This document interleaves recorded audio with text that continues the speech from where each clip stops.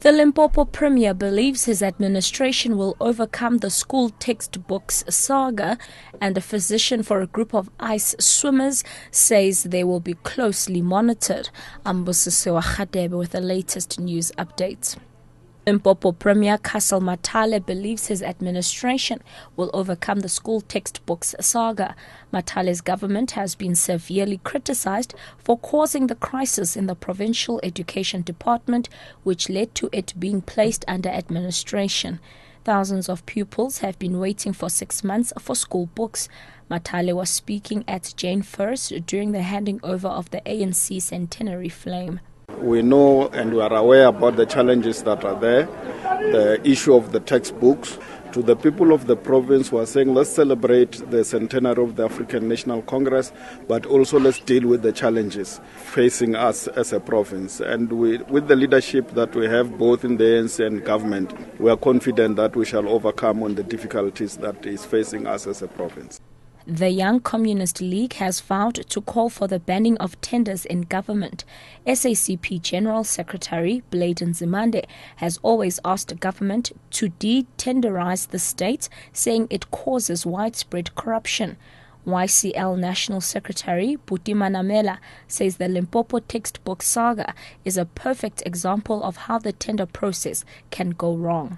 Tenderpreneurs have corrupted our public service and our politics to the detriment of our society. Those who are responsible for textbooks not having been delivered to schools have to be brought to book. We hear the calls that the Minister of Basic Education must resign, but what is more scary for us is when you remove politicians, but the bureaucrats who are responsible for all of this mess remains within the system, continue to earn their salaries and all of that. And those are the people who should be brought to book.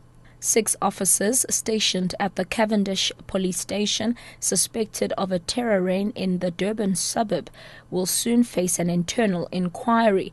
They are accused of looting homes and assaulting and sexually abusing residents, Nhlanhla reports. They are accused of terrorizing the community of Cavendish and surroundings during their normal night raids. The latest incident is when the suspects allegedly forced a broken broomstick up the buttocks of a man before they looted material belongings in his home. The 6 police officers are allegedly working hand in hand with the underworld mafia gang to assault people and plant drugs at their homes. I'm Nhlanhla for SABC News in Durban. And lastly, a physician for a group of the ice swimmers who will tackle the 3rd annual Ice Swim Africa in Fraserburg next weekend says they will be closely monitored. Some 20 swimmers sat in ice tubs for 10 minutes at the V&A waterfront in Cape Town this afternoon to qualify for next week's ice swim.